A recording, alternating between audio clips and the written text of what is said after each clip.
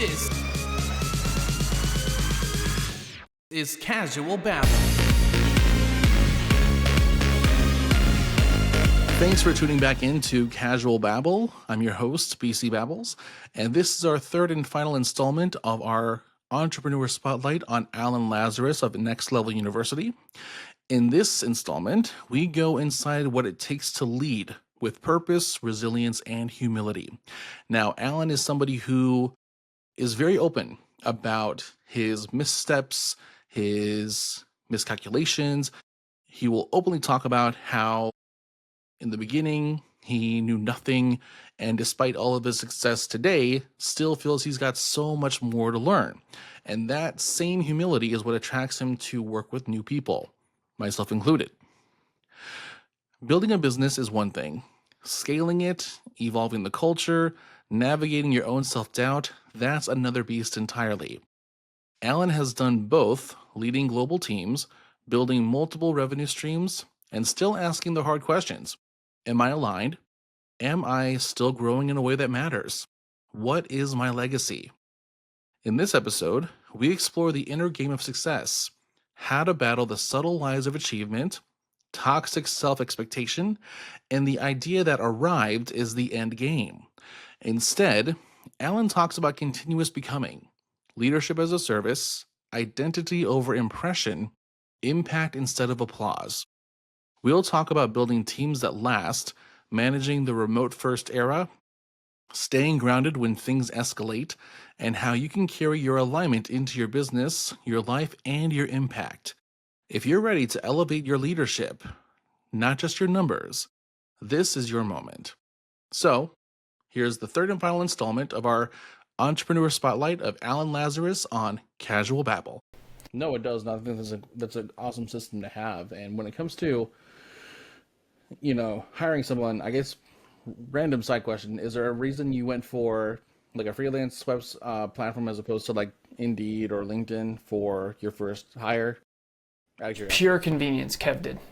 So I actually went to a listener. So we had two teams going there for a while, which I don't recommend you do this. I realized this in hindsight. So Kevin and I are two leaders. Mm-hmm. And he went to Fiverr and built a team, and I built a team of listeners and community members. So at first it was, hey, you love the show, I'll coach you if you help us. And so it was an exchange of value in the beginning. And then eventually it was everybody's paid. Now everybody's paid, everyone's one team. But for a while there, it was two islands that were separating. It was very scary. And eventually we had to say, okay, it's time to, combine. But what would I recommend for someone like you? It would be, okay, there's 195 countries on Earth. Mm-hmm. Depending on where you live. Do you live in the U.S.? Yeah, North Carolina. Okay, so one of the highest costs of living. So the U.S. economy is the largest on planet Earth. You can research this. It's not even close, actually. I think California alone is like the third biggest economy in the world, or fourth. But the point that I'm making is I'm all for hiring in the U.S. I have a lot of U.S. team members, so please don't villainize me for this. No. But cost of living is insanity in certain places. And by the way, cost of living is very low in certain places. So if you're starting out, you're going to want to get someone that is... Don't make your mistakes with someone who's $100,000 a year. Seriously. Sure, yeah. Make your mistakes with someone who is more affordable.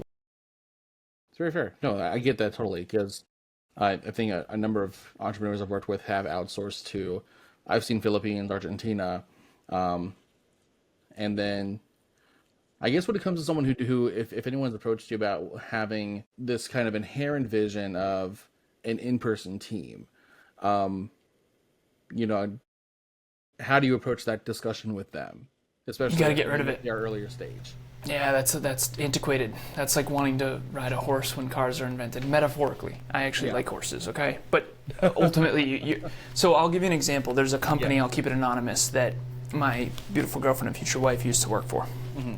And they invested $100 million probably into this whole complex, okay, in Waltham, Massachusetts. And And I remember saying to Emilia, I said, that's such a mistake. And she's like, well, what do you mean? And I said, think about the global, there's 8 billion people on planet Earth. Now they can only hire within Waltham. And by the way, people in Massachusetts are not cheap. Minimum wage in Massachusetts is crazy. Yeah. I mean, let me look it up. What's minimum wage in Massachusetts? It's got to be like $18, right? Or 15? 15, yeah. Yeah, it's 15. 15. Okay. So that means the let's do this. Let's crunch the numbers. 15 times 40 times 52. That's $31,200 a year. Brother, imagine you hiring someone for $31,200 a year. You better make a lot of money, brother. Yeah. You better make at least 3 times that in order to hit margin. Sure. So you better make $100,000 in order to hire that person. And they better be unbelievably good at what they do. Yeah. Listen, I'm talking as a business owner. Yeah. I need to make this as clear as possible. Yeah, absolutely. Yeah, yes. If you are wasteful with money, you are going to go out of business.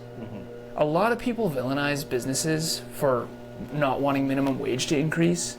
The moment you increase minimum wage, immediately automation 10x's. I used to work in industrial automation. Like, people are like, well, I don't make enough. I doubt that. Maybe it depends where you live. Like, there's some people where it's like, listen, I have certain team members, they want more hours, and they live in a place that has a high minimum wage, and I say, listen, with your skill set, I can't afford to give you more hours. Because the hours you're contributing is not growing the company enough to justify that. And this is a real conversation in real world. Yeah. So business owners get it. And people villainize business owners for being cheap. Trust me, it's not about that. It's I would love to see you go and grow a company while you pay everybody as much as they want. It's not possible. It's not even possible. Yeah. Yeah, I totally get that. No, it's not about me trying to like get a crazy take at all. It's the reality is there are so many elements into just conceptualizing building a business, and that's before you even consider, okay, what happens when I do have to get a team. I do want to be able to do this, but I have to be realistic as to what level of investment into them still makes it feasible for a long-term run of the business, assuming that there's still profit being made. So Yeah. I totally understand that. Yeah. So moving away from that, Yep. just to along. Talk a little bit about, you talked about how you keep a student mindset, which I myself always do as well. For you and seeing the success you've seen so far, how do you? No, that's not how I want to go about it. Sorry, one sec. How do I reiterate that? If you can hear my landscapers, I apologize. You know what? I was worried about my dogs because if my dad's gone for 5 minutes, they come back and they scream bloody murder. Yeah. Thankfully, they didn't this time. I don't know how that didn't happen. So you're good. You're good. Nice. I lost that one. Let me switch gears a bit. No stress. So at this point, with the level of success you've seen, what, if any, amounts of like imposter syndrome do you still experience, and how do you work through it if and when it hits you? Yeah, I appreciate it. Kevin and I have a unique take on this because Kevin would tell you this, so this is his words, not mine. He said, I was not going to be successful in business without Alan. Those are his words, not mine. I think we're all oriented a certain way. This is the best way I can describe it. Mm-hmm. I felt like I had to change who I am to make relationships work. Kevin feels like he has to change who he is to make success work. Some people are very naturally goal-oriented. They're very achiever-oriented. They love working. They love building. They don't want to chill out. And other people are very quality of life, experience-driven, emotionally driven. Two guesses which one I am. The term is conscientiousness. Mm-hmm. Conscientiousness means you're disciplined, structured, intelligent decision-making, work ethic, all that stuff. So I don't feel like I deal with imposter syndrome in business. I feel like I deal with imposter syndrome in relationships. And I have an entrepreneur partner now. It is night and day compared to the past. Mm. In the past, I had an ex who literally said, Alan, dating you is like dating a fucking Stairmaster. And what she was trying to say is you never stop. Like, okay. Why are we always working and always building and always grinding? My girlfriend now and future wife, dude, 24/7, 365. This woman is a workhorse. I have never seen work ethic like this before. So we get along great because we're both really wired that way. We don't want to just hang out. So when you ask me the imposter syndrome thing, I want to be honest.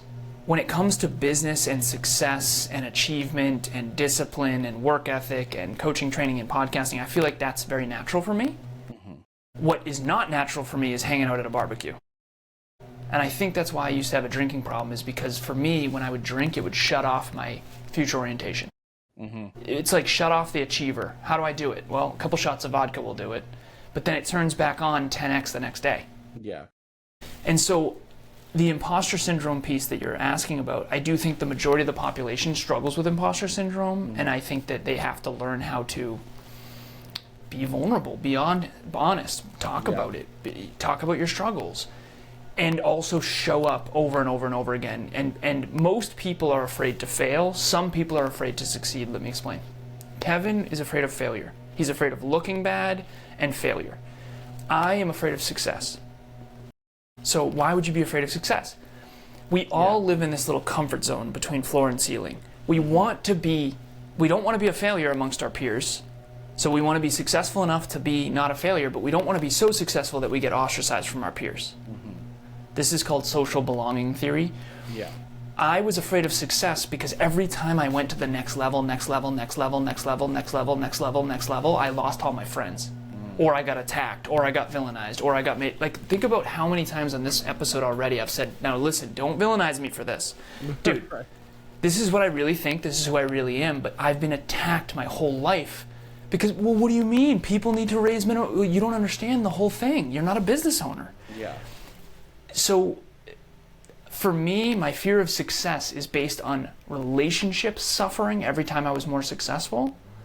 Whereas Kev, his relationships never suffered. He's been high EQ. Everybody loves Kev, but he always struggled to be successful. Yeah. And the truth is, he wasn't going to be if he didn't develop conscientiousness and organization and prudence and work ethic. And I didn't have I had high IQ and he had high EQ, and we fortunately have learned a lot from each other over time.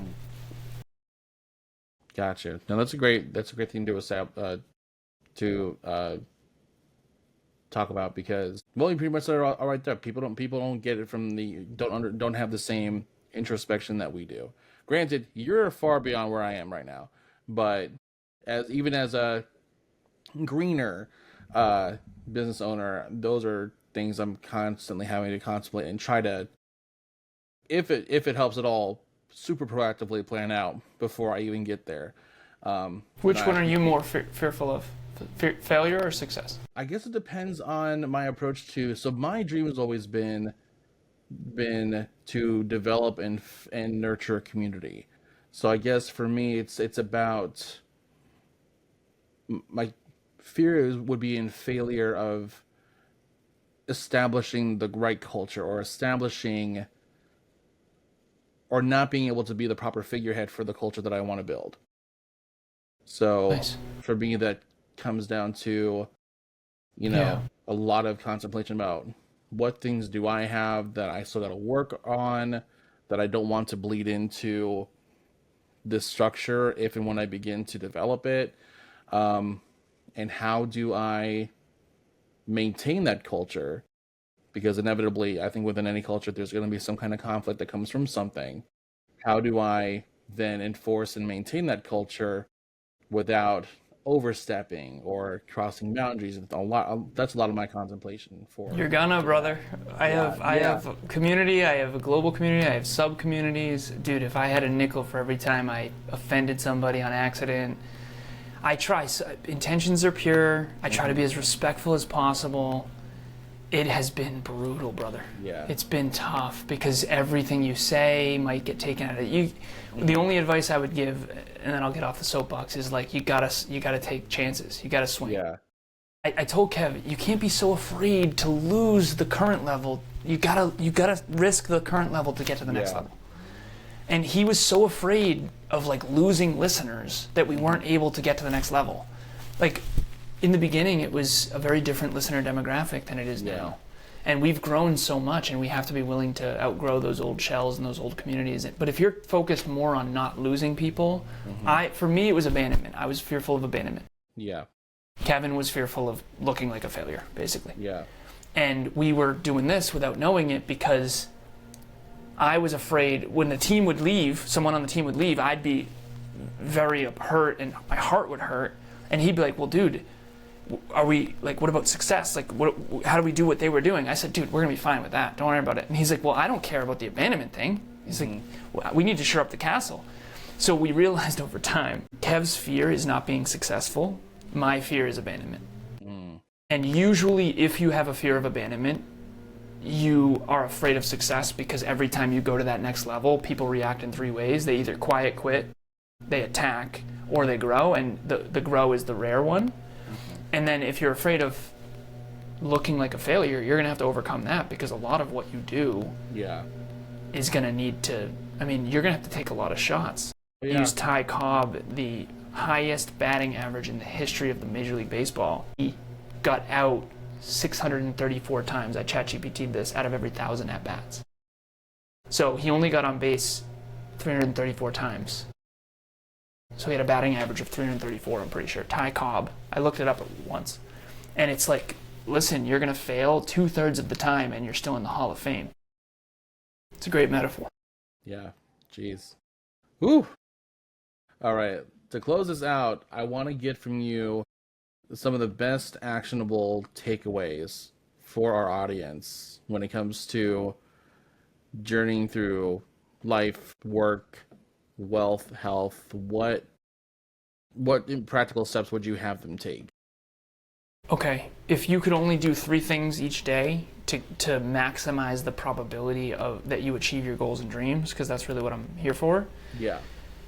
It would be some form of a journaling practice each day, which means I used to carry these little black notebooks around. I had habit tracking in them. I have a Dreamliner that I use now that we sell. That's not what I'm here to sell, but it's on Amazon. Journaling. It has to be something that keeps you accountable to yourself. It can be a productivity planner, it can be a growth planner, it can be an agenda, it can be a journal, it can be the Dreamliner, it can be your own little blank page that you do gratitudes. So that's number 1. Number 2 would be habit tracking. I've been habit tracking for 10 years. It's the least sexy thing ever, but it's unbelievable. All my team members, all my clients, we all track metrics and habits, all of us. You cannot stay on track without tracking. You said you did 54 episodes. That means you're tracking it.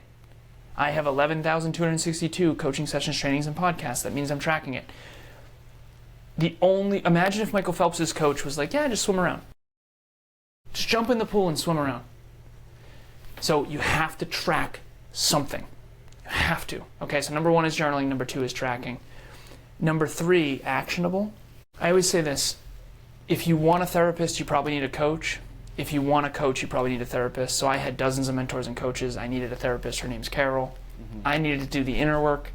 Kevin needed to learn how to be more conscientious and success-oriented. So I think some people have high EQ, other people have high IQ. Very rarely do you have both. You need both in the 21st century if you want to be successful, because business is about conscientiousness and IQ and intelligence and prudence and organization and diligence and people. You need to be good at people. And so as an engineer, I wasn't naturally good with people. Kevin was awesome with people. The dude sucked at success. Truth be told. So we needed both. We helped each other. So that would be the last one is if you want a coach, you need a therapist. If you want a therapist, you probably need a coach. And if you're really next level, you get both. If you're going to get both, yeah. Probably a solid idea for me, definitely. All right, I'm going to go ahead and end this. This was a great conversation. Appreciate you. Thank you so much for taking the hits with me. I'm going to go ahead and end it here. Give us some time to